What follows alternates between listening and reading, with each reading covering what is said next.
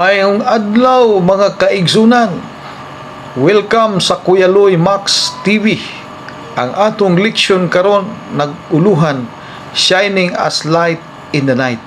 Biblia nagaingon sa Pilipos 2:15, musanag kamo isip mga kahayag sa kalibutan. Punto numero 1, ang Diyos magabuhat sa atong kaluwasan.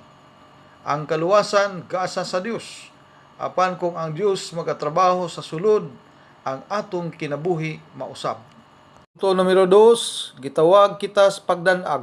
Han ang nangitngitan sa kalibutan.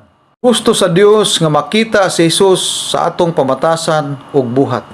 Numero 3, ang atong batasan mao'y atong testimonya.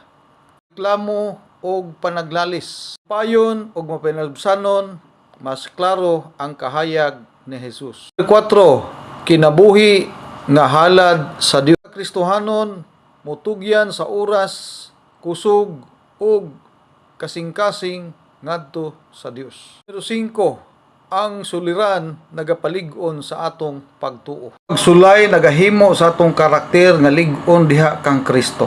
Punto numero 6, ang Dios nagapasidungog sa matinud-anon. Sa Dios ang mga nagalagad nga puno sa gugma ug pagkamatinud-anon. Kung ang Diyos magtrabaho sa atong kasing-kasing, musanag kita sa kangit-ngit. Ito ang mitandog sa imong kasing-kasing karon. Ug like, share, and follow Kuya Loy Max TV.